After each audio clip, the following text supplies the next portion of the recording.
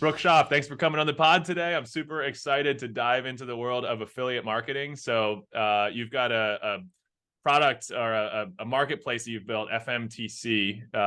It seems kind of like what I understand is that you're connecting up the affiliates with the platforms, or sorry, the merchants with the platforms, to enable this affiliate marketing channel for brands. I don't know if I got that right, but I'd love to just go into the rabbit hole of what you do and learn more about this affiliate marketing space today. Yeah, thanks, Brian. It's thanks for having me on. And affiliate marketing is our whole world. It's been just about my whole career. FMTC is a specialty vendor in the affiliate space that is kind of a hub for content. We get the monetized deal and product content from the merchants via the platforms out to the enterprise affiliates, in particular coupon and reward affiliates. We also work with some commerce content guys. Cool. Yeah, I see. Like, I was looking at your LinkedIn. We talked about this last time. Like, you have a pretty interesting background. Like, you started at Zappos, and you were at shoes.com and Edmunds and all these like big .com era e-commerce brands. And you've sold everything from like shoes to cars online. And Zappos was a real success story. I stumbled into that job through my brother. Actually, he worked at a different company in the incubator Zappos was in. So right out of college, I became a marketing coordinator, which included affiliate management, and I took to it like a duck to water. That was in 2000, so over 20 years ago. And from Zappos, I went to competitor shoes.com, which was very educational and very painful. And then I had a stint at Edmunds.com, which was a fantastic company, the car research company. Let's stay on Zappos for a minute. I'm curious, like, how big was Zappos when you joined originally? Zappos was 20 odd people when I joined. They laid off about a quarter of the people, not including me, I think it was like 3-4 months after I joined, because you had the big .com crash of around 2000, and Zappos got pinched. A lot of the dreams kind of materialized, but it took years and even decades longer than they thought. How many people did you say it was when you were there? I want to say it was about 20, 25 or so. Might have been more, Wow. Might have been like 30. I think I was employee like number 52. So that would include like consultants and kind of people who had come and gone. I think I came in technically 9 or 10 months after the company was founded. Wow, that's interesting. So it's like obviously Amazon owns it now, so it's like a totally different beast. But was it like obvious that at that time, like in the Zappos days, was it like obvious that it was going on to like become what it became? No. Zappos almost folded. In fact, my boss, I don't know if she was just being kind or if this is true. She told me once the affiliate program hadn't been as successful as it was. The company wouldn't have made it because it brought so much cash in. It was doing, I think over $1 million a month in revenue by the time I left. And so I thought I was, pretty hot stuff at the time. The subsequent role taught me otherwise. And so the credit for it really goes to, the whole history there is pretty interesting. So there was a guy named Nick Swinburne who was the real founder, and he hooked up with two critical people. One was Tony Hsieh, the late Tony Hsieh, who unfortunately passed, I think last year or 2 years ago. And then a guy named Fred Mosler. And Tony was the tech guy and the money guy because he had previously sold an outfit to Microsoft for over $200 million. And then Fred was like the shoe guy, and the three of them together just were like very powerful. So they kind of brought in the culture and stuff, but Fred was the buyer, knew the shoe industry, which is a very sort of close-knit industry, a little bit hostile to outsiders, like a lot of families and stuff. The shoe industry, the brands are really what carries it. And so Zappos was always jumping through hoops to try and get brands on board. They opened up a shoe store that we staffers actually managed. It was probably the world's worst shoe store ever, like attached to the corporate office to get brands. I think Birkenstock came on board. And then they bought a brick and mortar shoe store in Northern California. Zappos was in San Francisco at the time. And that really brought the brands on board, which was very hard to get. They took the whole company to the big shoe conference in Las Vegas when I first started. And I remember like the team would get like walked out of booths and stuff. It was very, very humbling. They had a real triumphant return later on because they figured out the online sales better than anybody else, which according to the book, The Everything Store, was I think why Amazon really wanted it. They figured out those difficult to handle management things with the shoe inventory and the sizing and display. And a lot of that credit went to Tony Hsieh, who, if he didn't architect it himself, like he kind of conceived of it. And he would always push for the things that drove conversion, including the affiliate program. And so it didn't have quite everything, but Zappos really figured out the most important components, and grew to be $1 billion company, and then of course was acquired by Amazon, which knocked out Amazon was a lot smaller then, so it knocked out a meaningful competitor in the apparel space. What was that, like 2006 or 8 or something, that Amazon acquired Zappos, or what was the year? I think you're right. I don't recall offhand. I think it was 2006 because my Zappos stock finally became liquid in 2007 or 2008 after a long delay. I'm just checking. The press releases are 2009. Oh, was it 2009? Yeah, I could be misremembering time-wise. We had started, my brother and I later started an agency, and I remember that the all of that stock became liquid during that time, which would have been I thought around 2007. Yeah, it was November 2009 when they did it. So yeah, interesting, man. So you skipped over a really interesting topic. Maybe you're being humble, I don't know, but you're saying Zappos almost folded in the early days, and like one of the things that maybe kept it going was the affiliate program, because that was like it sounded like you were saying that was like a key source of revenue driving the business and keeping it afloat. And you were the guy running the affiliate program, right?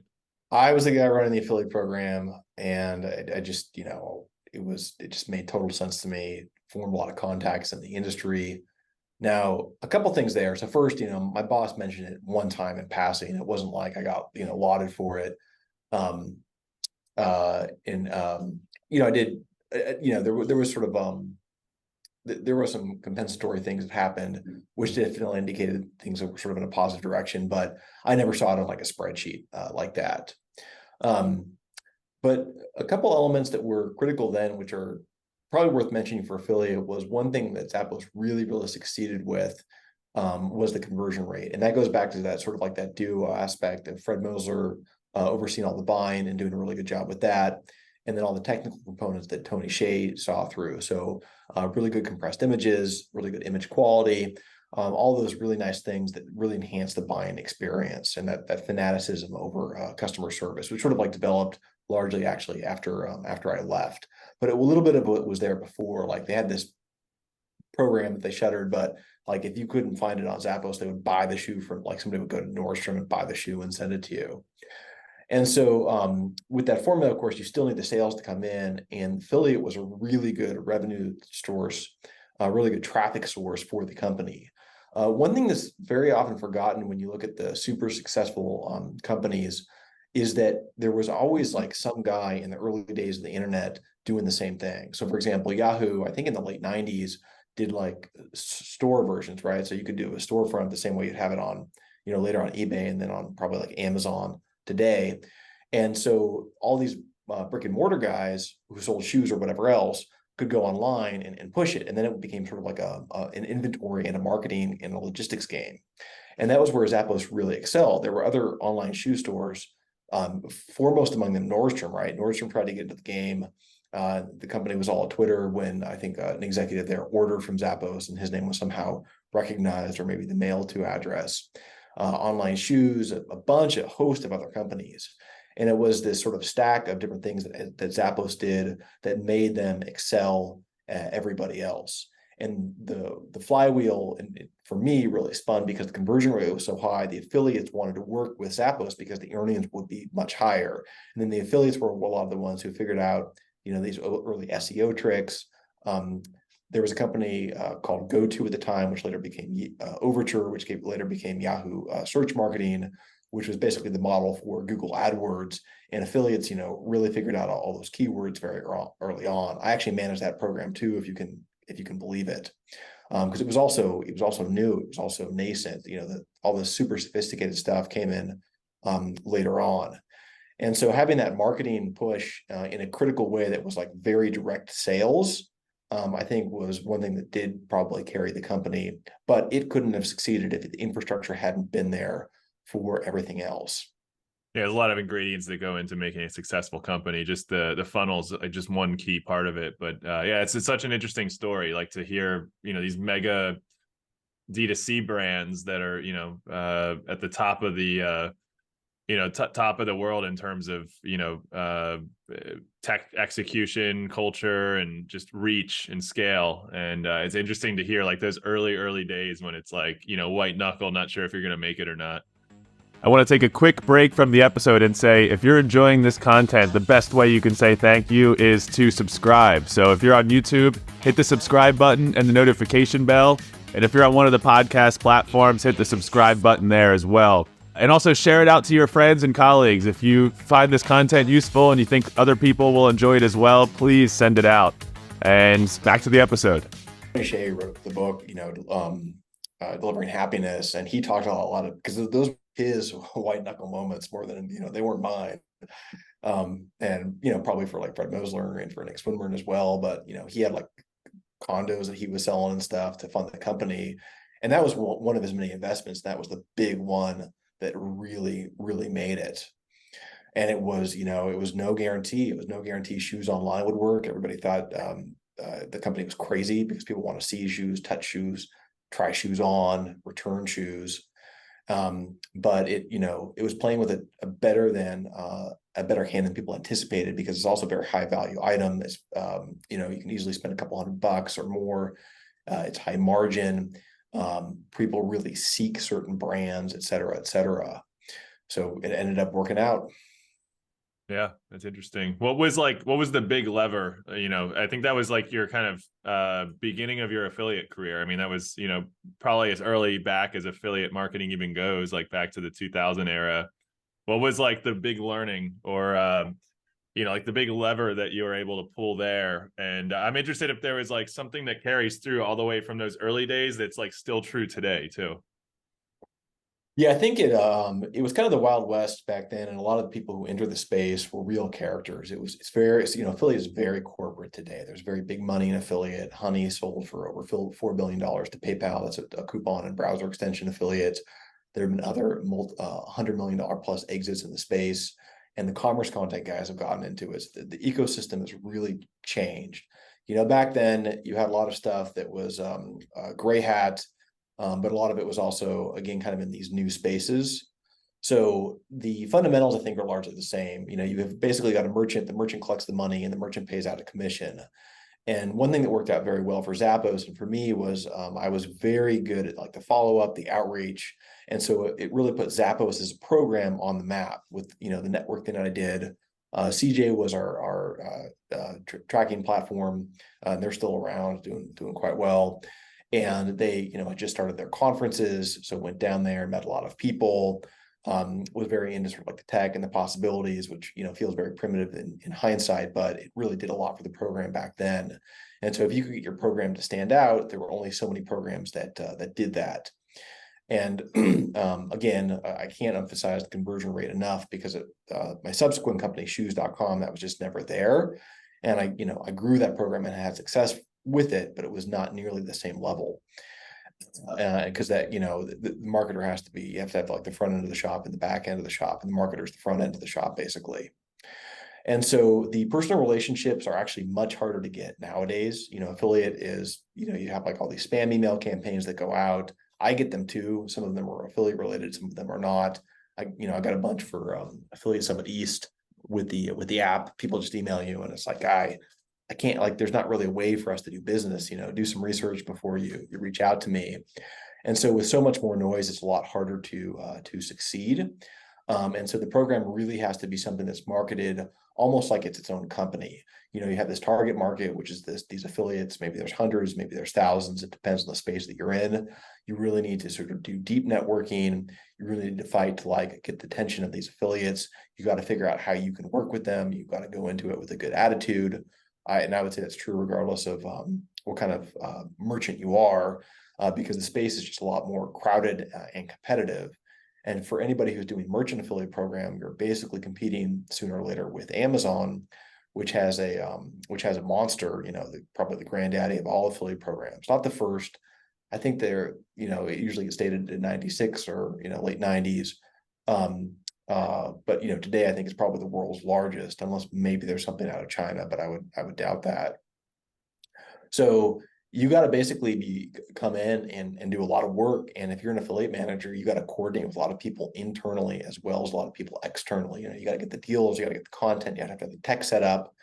And I hate to say it, but from our vantage point, it seems like most programs fall down, which is actually a huge opportunity for whoever the hustler is out there who can make the program come together, which you do see a lot of, but I think that there could be a lot more of, whatever it is you're selling.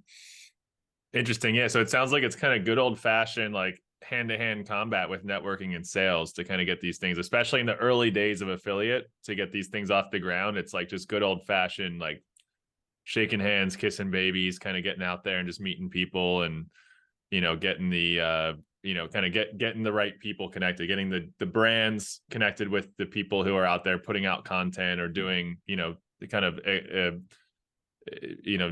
newer cutting edge digital marketing.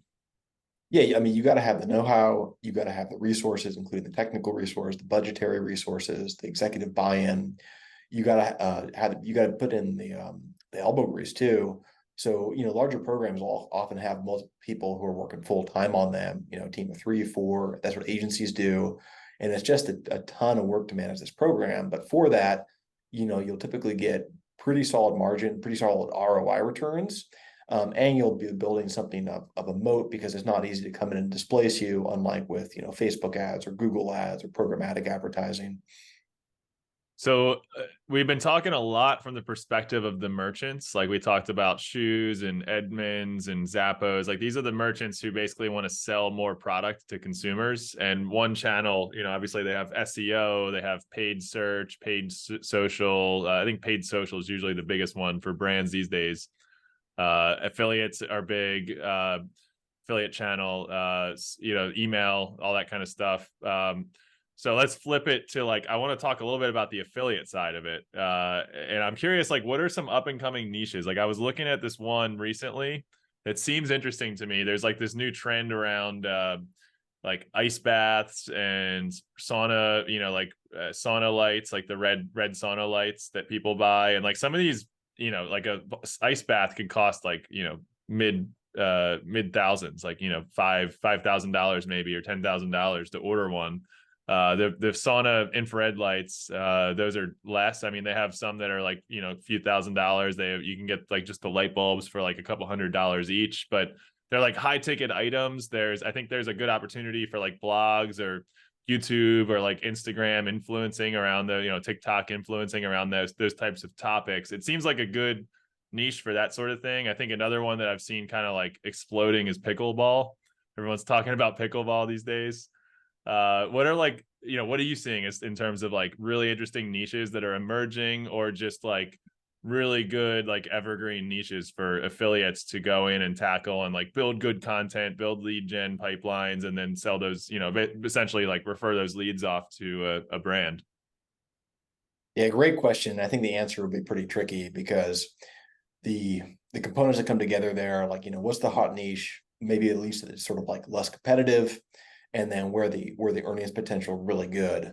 And I couldn't go as granular as sort of the ice baths. That's a trend I've seen too. Actually, there's sort of a famous Tech Bro podcast called the All In Podcast. They were talking about that last week. They're all I heard the episode. Yeah, I think maybe saunas came up on that too. And yeah, those cost thousands of bucks. Perfect for affiliate marketing, right? Because you can do your in-depth review. You can do review with your standalone website. You can do your review on YouTube and include your affiliate link. You can track it with a coupon code. That's something that like the Wirecutter or Consumer Reports could tackle. And then it could go on a coupon site too, because people would look around for that stuff. And then as well, reward sites. So I would almost put it more in terms of sort of like the format and the channel that affiliates use. So a quick sort of note is that there's almost it's not quite a controversy, but the question that pops up from time to time in our space is affiliate a channel or is it multiple channels? And some people say, well, it's a channel of channels, which I think is correct. My own view is that it should be regarded as a channel, because if you're the merchant paying the bills, you see it as a channel. It's on the other side where it's multiple channels, because the affiliate can use any tool, right? They could do PPC arbitrage. They could be on any social media. And then the lines often blur there with, for example, the influencer world, because if you're an influencer, you probably are good at getting paid placement, but paid placements have to be sold. It's much more easy to get an affiliate deal. And then on the merchant side, sooner or later, I think merchants get burned with a lot of paid placements. And so you have to track it. And that's exactly where the pre-existing affiliate tracking links come in. And the affiliate networks have the merchant relationships too.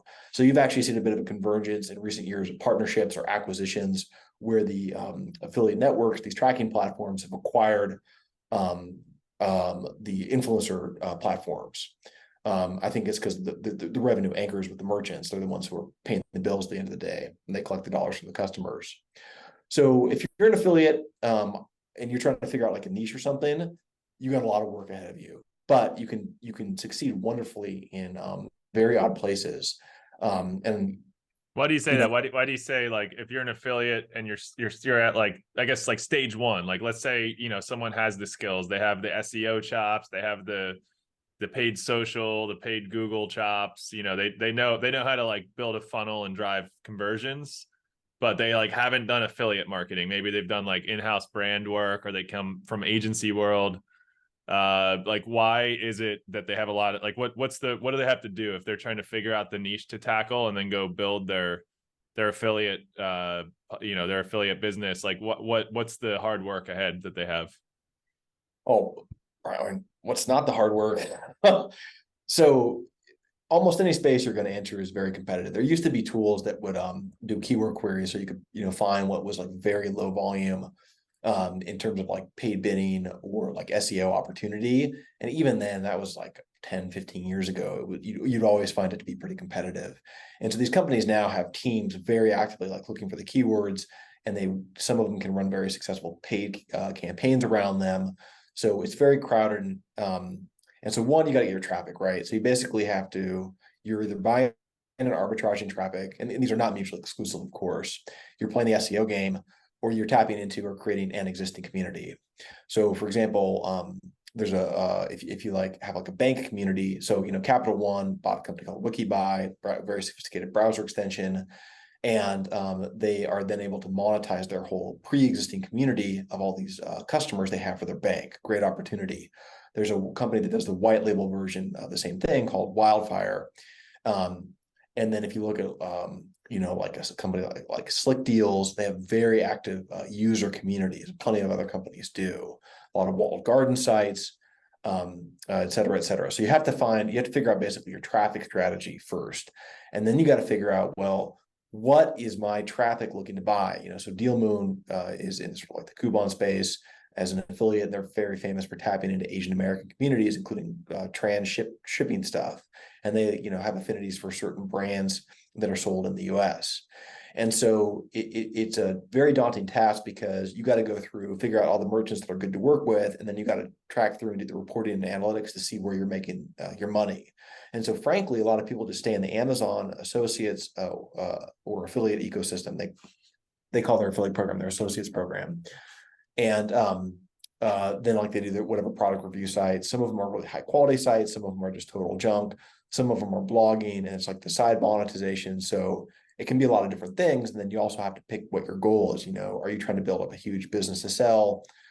Best Reviews, a guy named Ben Faw, he sold that a few years ago. I think he did that coming out of business school. He's playing around with some other stuff in the affiliate space. A lot of those sites have proved very durable, very sellable. But they're real enterprises, right? You're starting a real business, as opposed to being sort of like a guy doing it on the side, like, you got like a beekeeper site or something. I came across a very interesting niche recently. My irrigation company recommended like this weather station. They actually sell this weather station, and I looked up for reviews, and I found a review of a site dedicated to weather station equipment, Wow. and so the volume of traffic is just so high that if you can get like the SERPs and you can get people going to your site and you're providing that value, and their value is very high, right? They're rating stuff that like you would never get in like an Amazon review, or like, they're doing testing and stuff on the equipment. They test these very specific, very niche factors. That's like hugely valuable to me as a consumer. And that kind of space is just, it's only going to continue to grow. Affiliate was maybe still is the redhead stepchild in the online marketing and advertising ecosystem. Yeah, people But like I want to interject one thought here, or one example here. Like people I think kind of like write off affiliate as just like rogue, SEO people kind of doing their own thing. But like, I'm looking here at like NerdWallet, publicly traded, $540 million in revenue in 2022, $700 million market cap, and their entire business is affiliate marketing, right? They're just selling like right. leads to banks, basically. Yeah. And, huge success story, right? And the points guy, slightly different, but kind of in that same general space. There's a real, gosh, that brings up a host of other sort of topics, like trust, right? Like you can form, I think, a better bond generally, and then monetize better as an affiliate with those trust links that go to a direct purchase thing. And also, it shouldn't be overlooked. Affiliate is for major publishers, typically a piece of the pie. A year or two ago, there was a panel, and they were talking about how affiliates sort of becoming the third tent pole for meaningful online publishers. The first two are subscriptions, classic, of course, and then programmatic advertising, which also includes stuff you're selling directly, and then affiliate. And affiliate has been hugely successful for a lot of these old properties. So Dotdash bought Meredith, an old school publisher that I think site titles like Better Homes and Gardens. And I just saw a fireside chat with their, I think, chief commerce officer was the title. And she was saying how, Dotdash was sort of like the dog that caught the bus.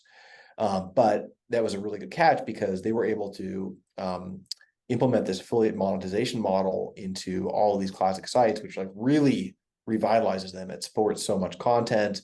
They call it service journalism because there's really attractive content, and they have to make the content good so people want to read it. And then it's associated with affiliate links, which is like the most natural thing in the world because it's an improvement over like traditional advertising, which is just related and nearby, which again, they still totally have. Another example is, the Wall Street Journal had they celebrated the 1 year anniversary of their commerce content campaign called The Buy Side, which is following, in the footsteps of, the New York Times and Wirecutter. BuzzFeed's been playing this game for a long time.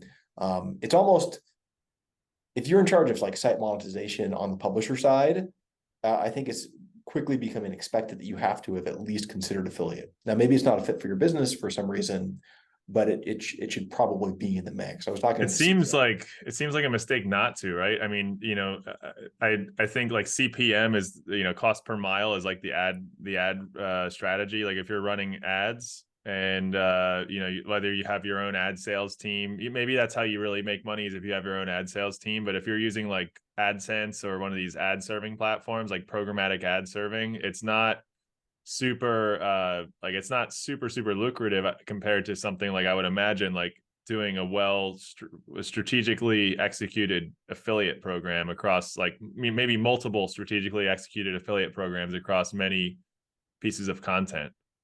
Yeah, and it's not either or, it's really both and. Yeah, interesting. Okay.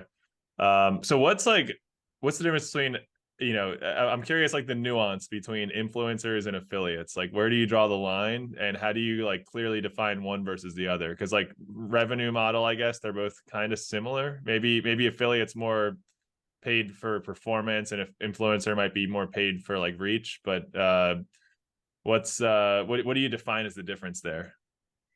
Yeah, great question. So I just described affiliate as the redheaded stepchild to sort of carry on the family metaphor. I think affiliate might be vis-a-vis influencer, the jealous older brother.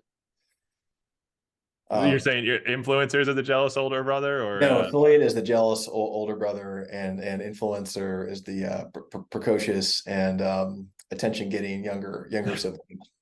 there we go. We need to make characters for these Oh, characters. yeah, we'll mid-journey it. So I saw a stat. I think it was one of the big consulting agencies. It might have been Bain or another that projected like $100 billion in global revenue to influencers in, I think, by like 2030. So you'd have to crap, man. fact check those numbers, but I think the 100 billion is correct. And affiliate is sort of like 10-ish plus $billion in the US by recent estimates. And it's an eighth or a tenth of the size of programmatic advertising. And then those are much smaller than the walled gardens, Facebook and Google, and Amazon's in the mix with their stuff too. And so, at any rate, affiliate is growing, and it's growing at a What did you call Facebook? The walled garden? Yeah, walled garden, Facebook, Google. You want it's where their customers, where their eyeballs are playing. That's the wall. You can go. I've never heard that term before. It's interesting. Oh yeah, one of the big terms in online advertising, and so affiliates growing, and it's growing strongly, but like other stuff is just totally soaring past. And I think there's probably like a lot of factors in play. One is, again, going back to the work. Affiliates a lot more work. It's just harder to deploy capital. If you came to me and said, "Hey, Brooke, I got $1 million to spend on an advertising campaign over, a month, a year, whatever period of time, what would you do with it for affiliate?" And I would write you up a whole bullet point. It would involve all these people. But if you went to like a programmatic guy, he could go, or one of the platforms, they could say, "Oh, I'll take your money," and poof, there it all goes. And I think the results of that are often very dubious. The metrics are very dubious. Half your dollars probably go to bots and so on and so forth. And that's a big problem. I mean, I see it all the time with even Google search or Google paid search, man. It's like there's so much bot click. No, it's totally true, right? And in fact, I think YouTube got in trouble for that recently for their metrics. And so it's funny. It's kind of funny because affiliate, I would say, ironically, comes under the most scrutiny of all the channels. But affiliates get paid for results, right? But they get paid for results, and also the merchant has the most controls, because a merchant, you can often exercise too much control in terms of crediting affiliates, because Facebook or Google or programmatic, they charge you for the click or impression. You can get a refund if you can prove fraud or something like that.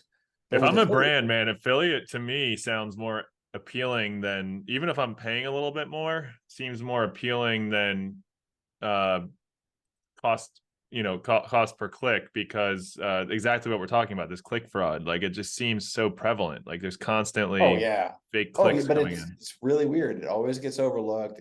Comes up a couple times a year, fades away. It's almost like politics. It's like, you're like, why isn't there more of a scandal around whatever politician? And it's just, sometimes it's just or celebrity or whatever. It's just sometimes kind of like a mystery.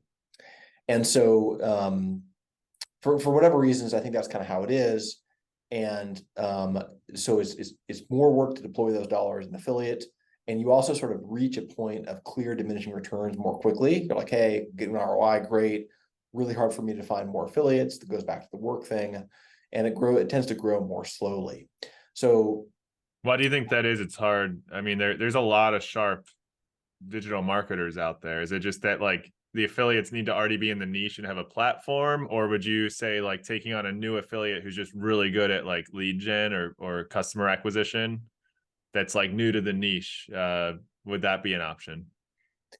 When I did sales training, they said there's no such thing as an efficient human relationship. So I think right there, that's a big piece of it. The onboarding takes somebody time, which is actually why my company exists. We really exist to reduce the friction in deployments of affiliate content as a business to business provider. And so you got to find everybody, you got to connect with them somehow. There's an onboarding process, even for the coupon reward sites, some of which work with tens of thousands of merchants. And then if it's a smaller like commerce content guy, it's almost more like a PR pitch, like, hey, put my product in your article, I'll send you a free one, or I'll send you a sample or whatnot. It's a lot more work on their side. It's, the work is proven from an ROI perspective, but they only have so much bandwidth. So you hit these real human bandwidth constraints in affiliate. And then also, if a relationship works, it's very elegant because the remuneration is commensurate with the value driven, but there's only so much value driven. So it's not like programmatic advertising where you can always sell more and more and more impressions. It ends up being very ROI anchored. Yeah, interesting. So that's a good segue for you to talk probably more about. Like, I'm curious what FMTC does. I'm not 100% clear on what you guys do, and I'd love to kind of learn more about that. And I'm sure you'd love to share that with the listeners as well. So go down the rabbit hole. I'd love to kind of learn more about what you guys are doing. My mom is also not clear on what we do, so you're not alone. In a nutshell, FMTC is a platform for distribution of deals and products in the affiliate space. So we take the content, which is monetized, we clean it up, test it, we aggregate it, we normalize it, and then we distribute it. And if you are an affiliate that cares about quality content for your users, you are either using FMTC or you are doing it yourself. And it is better, faster, and cheaper to use FMTC. So like when I think of affiliate, I think of like let's use like Amazon as the example. Let's say I've got like a really popular blog, or even just like a medium popular blog that's got some regular readers, it's got some good search traffic coming in from Google, and I'm like, let's say the theme around it is like gardening tips, and how to like make your I heard if you put like some sort of citrus in your hydrangea, put citrus into the soil for hydrangeas, they turn blue. So I might have an article about like putting citrus into the oil for hydrangeas, and then maybe you have some sort of product on Amazon that helps you do that. And in the blog, I link to the Amazon product with my Amazon affiliate link, and then I forget what Amazon's paying these days, like 4% or 5% or whatever they pay. If that user clicks the link and goes to Amazon and then makes a purchase, I think it's even if they make a purchase in the same session that's not even the product, like maybe they click through and they just like start shopping on Amazon and buy whatever, they buy a TV, I get a commission on that. And so is that all accurate so far? Yeah, and what you just referred to is a very famous what they call the halo effect with Amazon. And there's a lot going on there in that whole ecosystem. There's a whole new generation of like seller networks. But yeah, the short of the long is you are an affiliate, you provide a tracking link that gets tracked back to you when there's an action taken. So that could be a sale, but it could also be a lead generated. And then you get money for that sale or lead as your commission. So then where do you fit into that ecosystem at FMTC? Like you were talking about content. Are you helping that user write the article or write the content about the hydrangea and the citrus, strategy in the soil, or what exactly do you guys do? Yeah, great question. So we do not help with the writing of the content at all, or identifying whether to write about, hydrangeas or petunias or arbors or something else in your garden. What we will do is we will say, hey, you have all these links to all these tracking platforms. You want the monetized link, and you want the content, which is the coupon, the deal content, like, buy one, get one free, 10% off. And so we provide that, and we normally provide it on an API basis to our enterprise customers so that they can integrate it and deploy it, dozens of times a day across thousands or even tens of thousands of merchants. I think I get it. So you're like merchants that want to deploy their own affiliate program. You provide the tracking links for them. Right, but we're not doing the tracking itself. We're taking the tracking links from companies like Impact, CJ, Awin, ShareSale, and then we are sending our subscribers their own tracking links married to the cleaned content. Okay, interesting. All right. I'm not in this world totally, so I'm like, there's like something around the edges that I'm not fully grasping. But it's interesting. So it's like, it's the if you're an affiliate, how does the affiliate interact with your platform? So the affiliate is our subscriber. So the affiliate subscribes to us, and then we send them data that helps them make more money. Okay, like which merchants to use and how to we have indexes on the merchants, and then the merchants provide the content. But what you need to understand is that with we have about 20,000 merchants, many of which go inactive. And so there's like this constant flux of content. And then the merchants are putting in new deals all the time, but the deals are often bad. They go to the wrong landing page. They have bad copy. The coupon code doesn't work. And so if you're the affiliate, you want all that stuff to work. You want to go to the right page. You want the link to track, et cetera, et cetera. And so you need somebody to clean it all up. And that somebody to clean it all up and provide the inventory. And that somebody is FMTC. Oh yeah, I got you. So like maybe, that hydrangea example, maybe like, they start out and Amazon's the best affiliate offer, but then maybe like, later on Home Depot is better. You guys kind of like switch out the Amazon for the Home Depot link on the back end and then make it kind of seamless for the affiliate so they don't have to manage all that. Is that right? Yeah. And so it's usually like if somebody's doing a one-off blog, we wouldn't come in as much in play. It's more if somebody has a site that automatically updates. So if you have a site and you have like, say, 10,000 merchants on the site, you want all the latest deals for them at any given time, you would make an API call to us. We send you all the content, and then you can update your whole site with 10,000 merchants all at once. Interesting. So it's like for like maybe deals websites or comparison websites or. Right. Yeah, exactly. And the reward websites, but the infrastructure is important too. And we have some other products that we provide data on as well. And so we can work with other guys. So if you're just working with Amazon, you're probably not working with FMTC. But if you're working with couple thousand merchants, you really need support for that infrastructure. And you can build it yourself, but you need, the developer, you need somebody in business development, you need human beings to go through the data. So that's where FMTC represents an efficiency. I got you. Then the merchant side, it's like two-sided marketplace. So the merchant side, you have to, you have to have the merchants to be able to plug in to the affiliate ecosystem. So you're kind of like going with the merchants, get it, working with them to get them into your platform and ecosystem so that you can then serve them to the affiliates as needed. Right. Yeah. Interesting. Cool. Yeah. That's pretty awesome. So, who are like, do you have any, you have some logos on here like Rakuten and J. Crew and eBay and Grubhub and Callaway. Like, I guess these are some of your merchants that you integrate with to serve to affiliates. Yeah, it's actually a mixed bag. So we throw in the logos of the networks, the merchants, and some of the affiliates. We're not allowed to say who all of our subscribers are, but almost every major name among the enterprise affiliates works with FMTC. Okay, interesting. What's like an enterprise affiliate, I guess, like would you consider like NerdWallet? We used that example earlier. That's like an enterprise affiliate. Yeah, they would be because of the size of the company, but they don't really do the coupon space. Like you were saying, they're mostly financial offers. Right. So they but don't that's have like the size you're talking about, like a company that yeah, size. Yeah, so big companies like Capital One Shopping or Honey, Rakuten Rewards, which used to be Ebates, Groupon has a very large affiliate portion. Tons of other coupon and reward sites are out there.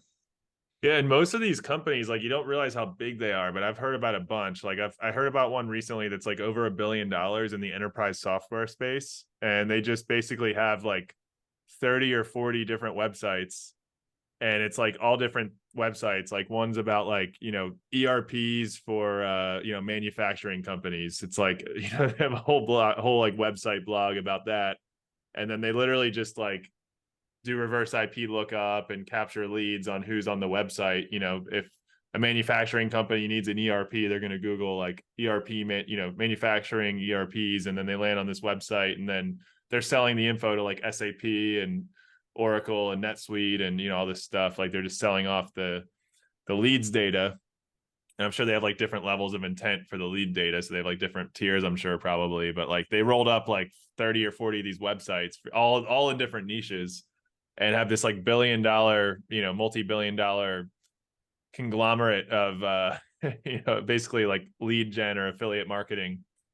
I mean, there's probably like a surprising number of those types of companies out there that like just nobody knows about them unless they're in the space. Is that right? Yeah, like large companies you've never heard of. A company called Vertical Scope comes to mind. Red Ventures comes to mind. Vertical Maybe you know Scope, the what are parent they? company, maybe you don't. But these guys are all playing the affiliate game. Again, it's a piece of the pie for them. It's a piece of the puzzle, but it's a pretty good piece, and it should be managed to be profitable. And yeah, to your point, like all those leads for like business leads, it may go by another name, but that's basically the same model. It's an affiliate commission model. You send me the valid lead, I send you money, and that's a very sustainable relationship. Yeah, dude, this is so awesome. I just went to Vertical Scope's website, and they have like a super like boring corporate looking website, but then you look at they call them communities, and they have like, all these, I don't know the brands, but there's like, I can guess what they're about, like Guitars 101, iFish.net, dog forums, like SailNet, like a sailing community. So I guess they're all like blogs and forums basically. And they just like monetize their traffic through affiliate revenue. Like they just like essentially they have like brands that want the data on their users, and they monetize through like when their users are interested in making a purchase, they'll convert, and then that's that's their revenue model. Right. And I think they make money other ways too. Again, like the programmatic or display thing. But affiliate definitely works out as a piece of the action. And it's publicly announced with some companies. BuzzFeed's had some trouble recently, but if you look up their earnings that are published, it's, you'll see something like a commerce revenue that generally is like a roughly synonymous with affiliate. Yeah, it's crazy, man. I'm on this Vertical Scope. They're publicly traded, and it says where's their I can't see their market cap for some reason, but yeah, it's crazy, man. There's like a huge like, I mean, I want to call it like undergrounds, but there's a huge like just sort of, you know, mishmash of all these companies, and they're way bigger than I've realized until I go down the rabbit hole on one of them. I'll definitely check this one out later, but until I go down the rabbit hole on one, it's like, there's so many of these things under the hood. I had a friend actually, he started a forum like years and years ago, and maybe he got off the train early, but he had forums about like credit cards, and Yeah. I think he sold them to Amex. I think Amex bought them. And it was like, I remember him telling me about it. It seemed like a pretty like sizable exit. And this was like back in, I don't know, I think it was before 2010 when he sold it. And I remember thinking like, wow, that seems like a lot of money for a forum. Like I could just go and like get BB Press or whatever and just like slap up a forum real quick. And, it seemed like a lot of money for a forum. But I guess like if you have really good user metrics, and you can convert those users to to customers of a brand that's interested in acquiring those customers, it seems like there's a really good business opportunity in this affiliate space. And I wonder why I wonder why it's like, you talk about this connotation of like the redheaded stepchild. I've heard that before, and I wonder why that's the case. Well, I think maybe affiliate marketing has not marketed itself well. Yeah. Yeah, to be frank, there has been a lot of very bad stuff that's happened in the lead space. That's where you can lose your shirt, because you can sell somebody Mickey Mouse leads to the point where they go insolvent. So as the merchant, you have to protect yourself against that. But by and large, I would argue that the protective measures that a merchant or an advertiser can take are probably better than any other channel, if for no other reason than the fact that you can, you're the one who reconciles all the costs at the end of the day before you pay them out. And so from my perspective, like we were talking about earlier, all the stuff that goes on in the other channels is sort of, people are kind of like under aware of it, and they're sort of like over aware of it with affiliate, which is, as an affiliate marketer, a drum that I beat on. Because I think our channel, overall is under resourced, under budgeted. Like it should get more resources, and would do very well. It would continue to really prosper if it got more dollars, tech investment, et cetera, more attention. Dude, I got a question for you. With like, I've seen this being more and more of a trend, like, USA Today and, New York Times, and like all these, sort of like historically, they were like news publications, and now they're turning into these clickbait websites. and they'll have like clickbaity articles that are pretty short. You read through it, it's like 2 paragraphs, and then you get to the bottom, and then there's like these extra like ridiculous clickbaity articles, like just over the top level clickbait. And like what's the strategy there? Like how is that monetized? What's do you know anything about that? Yeah, you're talking about like the Taboola and Outbrain stuff. Yeah, I think it's Taboola. Yeah, what is that? Yeah, so I was very curious when I saw that too. So that's not affiliate stuff really, although those companies have actually bought companies that own sub-affiliate networks, which might not be a rabbit hole we go into right now. But that model of like the super, what's the celebrity look like now? They Yeah, click out. exactly. It's basically a form of arbitrage, right? Like you pay a penny for the click that goes in, but you make 2 pennies on the landing page based on the impressions that you show. There was actually something of I don't know if you quite call it a scandal, but it was scandalous, where the Association of National Advertisers, which are guys that are kind of in the open web programmatic space, they estimated that I think this is like an $80 or $90 billion annual spend globally, and they found that like 20% of the traffic was going to what they called made for advertising websites, which are clickbait. They've been done by people, the content's probably moving toward AI, but the idea is they're not really real sites. They don't really generate real value, but they harvest these advertising dollars. I think 15% of the dollars was estimated to kind of go to them. And so a lot of people feel like that's just pouring money into the sand. And I think that you can get around working with those sites too if you're the advertiser, but you have to jump through extra hoops to sort of set those controls into place. And so to me, as an affiliate marketer, it just seems like you have this opportunity for spending a lot of your dollars on very low value stuff, where you should be investing that as much as possible, because there's probably a limit to it, but as much as possible, you should be putting that in the affiliate channel instead. It's almost like you want to start with the affiliate channel because it's going to take the most time, it's going to be the most work, but it might have the best returns for you too. And if you're an advertiser, I mean, I said the New York Times earlier, I meant the New York Post, but I'll share my screen here. If you're an advertiser, for the non-YouTube listeners, you'll just have to hear what I'm saying. But if you're on YouTube, you can see the screen. Scroll down in this art. I just clicked the first article on New York Post, and you scroll down, and it's like, here's the clickbait stuff, like don't play this game if you're under 40 years old. Then it has like this weird looking woman that's got like a weird, like clearly Yep. like AI generated face. And it's like, if I click it, it just takes me to, all right, so I guess, and this is like a super vague landing page. It says, welcome, are you 18 years or older? I'm not going to click yes, because I don't know where this is going to take me. But, it seems like it's trying to, like it's probably like a video, it's like a mobile app game or something, and it's like super vague, and I guess they're just trying to like kind of get you to convert on this game or something. That seems like what the strategy is on this one.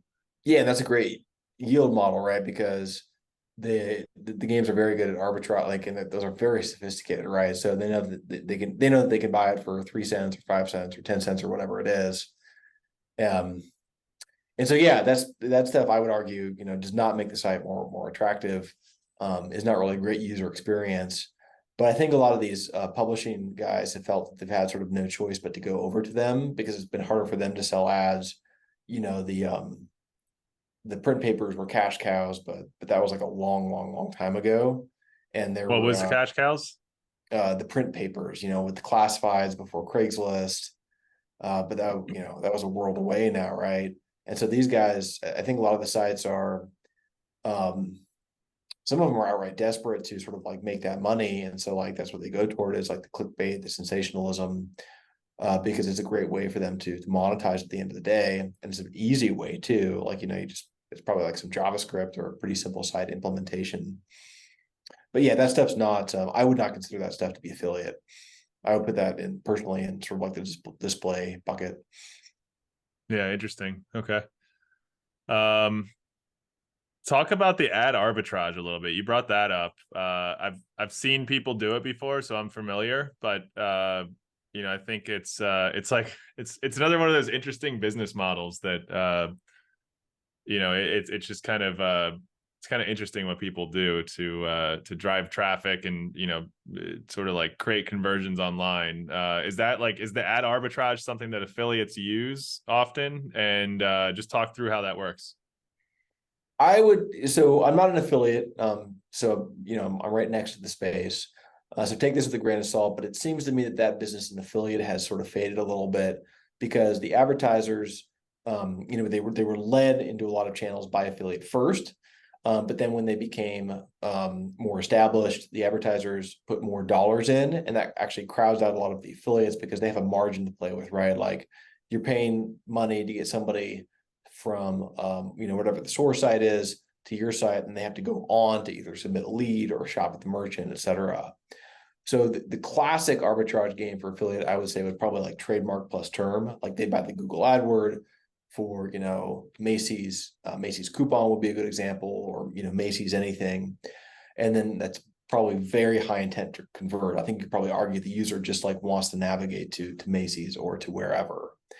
And so that was largely banned by most merchants because they would just do it themselves. Now, some merchants still allow it on an open basis. Some merchants allow it with permission. Some people argue that it's actually better because the affiliates can sort of like sandbag the competition if the affiliates use their own domains. So it's actually a little bit more nuanced and complex and worth kind of consideration on the merchant side. But the short of the long there is between like the crowding out of the costs going way, way up, which are probably honestly ROI negative. Like actually speaking of keywords, I think for a lot of merchant campaigns, I've actually seen the merchant campaign would be unprofitable except for the profitability of the trademark terms. So like take the trademark terms out, which are ridiculously profitable.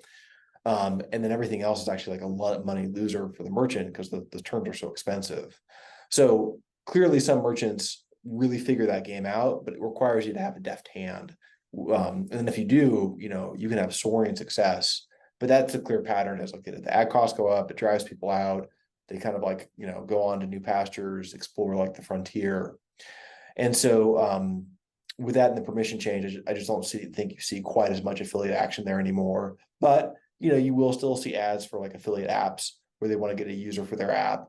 Websites occasionally, they do run TV commercials. So like you'll see the big coupon guys run TV commercials at least at certain times of years. So that's all sort of like forms of ad arbitrage, but it's not quite the same as like the taboola thing as a general practice. Do you At least consider not for it, retail space. is it considered an affiliate if like, let's say the ends customer, like the merchant, or maybe it's not like a retailer, but let's say it's like, you know, even a services business, whoever's like receiving the lead or the sign up, if they don't actually have an affiliate program, but like, you know, somebody who's like generating this traffic goes to all the companies in an industry and like goes and like essentially sells them on a leads program. Like I'm thinking of this example called clutch.co in the agency space. You have a screen share? Yeah, here, let me do a quick screen share on that. So Clutch is basically you know, it's like a kind of like Angie's List for like software development agencies and for like web development agencies and digital marketing agencies. Okay. Like, come here and says like hire the right, you know, social media company with confidence, hire the right web design company with confidence. You can say like what service you're looking for and what location, and then basically they have like sponsored listings, and then they also have like a pay, like a they call it their matchmaking program, and but you basically like bid and then pay for the lead. But like Yeah. the agencies on this website, there's like thousands of agencies, like they don't actually like have affiliate programs, but Clutch just goes and sells this marketplace to all the agencies and built this like collection of brands in their agency portfolio, and then they basically just crush it on SEO and like paid Google, and then they just drive. They're just like a traffic driver basically. They drive leads to the agencies. So is that something that you would consider affiliate marketing, or what do you consider this? Yeah, it's sort of like affiliate marketing because you're paying for a lead. But this is the same model as like, you know, G2 or kind of like Yelp. Like to make it Exactly. really Yeah. valuable, they should add everybody. But then there's like you know, sort of like the free rider issue they have to deal with. So yeah, I would say it depends kind of who you ask. Like affiliate style might be the most fair, but you know, selling leads at the same time probably predates affiliate marketing. And so the affiliate program would more typically be like if this company Clutch had an affiliate program and said, hey, send me a lead and I'll give you money, which is actually what I did at Edmunds, because Edmunds sold its leads to the car dealers, but then we had an affiliate program from like car related sites to get leads from them. And then that was like super profitable for us because Edmunds had the infrastructure to sell those leads like for top dollar basically. And then the other guys who were sending us traffic could get the traffic, but they didn't have the infrastructure to like, sell to every dealer in the country. And so like, that's a very classic sort of like value chain you'll see in the lead ecosystem. Yeah, interesting. I had a friend who did that with what's the job website that everyone uses? Indeed. Indeed. Yeah. Yeah, he was basically like getting paid for sending job application. Like when someone applied on Indeed, even though technically that wasn't like Indeed doesn't charge per applicant, but I think the more applicants they get, the more value it is to their customers, so they can keep charging that like whatever $300 or whatever per job posting. Yeah, sort of like Netflix, right? Like it's not Netflix gets all their subscriber revenue from everybody in aggregate, and then they sort of like pay a certain amount to, I guess the movie is based on like their flat fee or how much they're watched or something. Yeah, interesting. All right, I want one more topic I want to hit. So we were talking last time we met about iOS and how they're kind of like they're blocking tracking, they're blocking UTM codes, they're blocking they're kind of like making it hard for like iOS is like they're super in the privacy camp. And I'm curious, like some of this might be like, is this really like their business idea, like their business values or whatever, or is this just a way to like maybe Amazon and Google and Facebook are too much on their heels, so they're trying to like kick them down a notch or something and hurt their revenue streams. But anyhow, Apple is making ad tracking more difficult these days. And you had said that they might have picked up a hot potato on that, but I'm curious to hear your thoughts on that. Has anything evolved since the last time we talked? And what's generally speaking your opinions and outlook on what Apple's doing in the way of blocking tracking online? Yeah, I was just listening. This came up on a affiliate marketing podcast I listened to this morning. And the short of the long is that it does not seem to be affecting affiliate tracking right now because its affiliate parameters are not among those that are blocked in a private version of Safari or in the sort of like Apple Mail. They certainly could be in the future. And I think the hot potato would come around because if I were a marketer, what I would do is, I would just roll it all into like one domain. So it'd be like domain.com/1234. And then it's like a game of chicken, right? Because the Apple user is going to be mad if the domain doesn't resolve.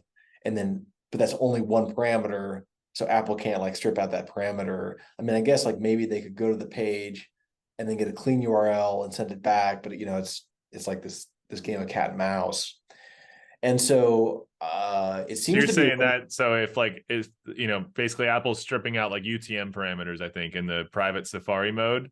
So you're right. saying instead of like, all right, if you can't use UTM parameters, then for tracking, you just set up like, a separate domain and just do /1234, like just a regular URL without Yeah, I any think what you query do parameters. as the advertiser is and you actually see this with a couple of affiliate networks, like it'll be just like one clumped parameter, and then that resolves to however many sort of additional parameters you need, like who's the affiliate, what's the ad ID, is there like a click stamp, et cetera, et cetera.